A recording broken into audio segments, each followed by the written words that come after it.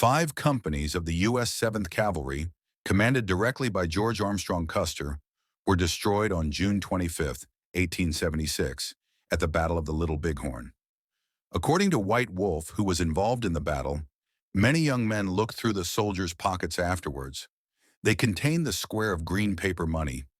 The kids used the money to make tiny saddle coverings later on when they were creating toy mud horses. Additionally, silver currency was discovered, which the Cheyenne used to craft silver buckles. Wooden Leg, Little Hawk, and Bobtail Horse were among the other warriors who reported discovering whiskey bottles on fallen soldiers. The remains were found by the cavalry on June 27, 1876. The marble white bodies, the solemn brown of the dead horses and ponies, which are dispersed throughout the field but are concentrated on and close to Custer Hill, and the sporadic tufts of reddish-brown grass on the nearly ashy white soil, according to Lieutenant Edward S. Godfrey, paint a picture of desolation and loneliness that makes the heart sink in grief. I will always remember the image.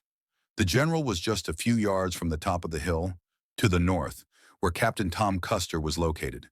His features were so distorted that they were nearly unrecognizable when lying on his face.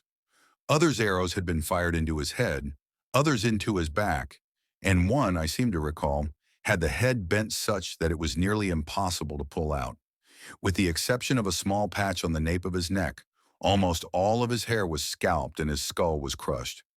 There was no mutilation of General Custer. He was lying on his back with his hands crossed and his upper arms resting on the floor, crossing his torso over his stomach. We had witnessed his natural stance hundreds of times as he had catnaps at march halts. One struck the left breast, at or close to the heart, while the other struck the front of the left temple. About 200 yards from Custer Hill, Boston, the youngest of the Custer brothers, was discovered. His white cotton socks were the only item left on the body, and their names had been removed. The name was always omitted, although occasionally there was a body with blood on the undershirt, pants, or socks. A sight of terrible, ghastly horror was portrayed by the practically unrecognizable, naked, mutilated bodies with their bleeding, deadly wounds. Perhaps half a dozen shovels and spades, numerous axes, a few picks, a few hatchets, and the entire command, along with knives and tin cups, were present.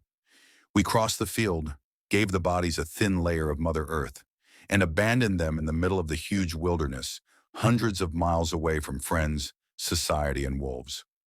Between Custer and the river, in a deep ditch, trumpeter Giuseppe Martini spotted a pile of dead bodies. Martini reported that one of the first sergeants with whom some of the guys had deposited their pay for safety had roughly $500 in paper money torn up and thrown all over his body. Additionally, he said that Adjutant Cook had had one of his sideburns scalped off, skin and all. The bodies were not discovered in the hamlet or on the battlefield, but the heads of 4 white soldiers who had been cut off from their trunks were discovered in the Sioux camp, said 7th Cavalry Scout George Harrington. In the Indian town, we discovered a white man's head with a lariat tied to it. The head had been taken off the corpse after being dragged throughout the village, according to Lieutenant Charles Rowe of the 2nd Cavalry.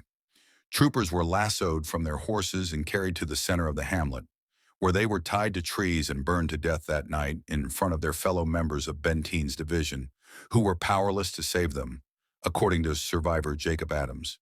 We discovered what looked to be human bones and pieces of blue uniforms, where the men had been bound to trees and poles after the battle, according to John Ryan.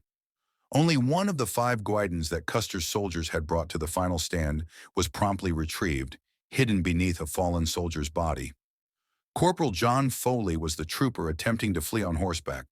Before being overtaken, Foley shot himself in the head while being chased by Indians.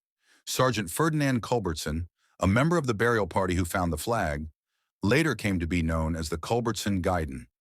In 2010, Sotheby's auction house sold the Culbertson Guidon to a private buyer for $2.2 million. Thanks for watching.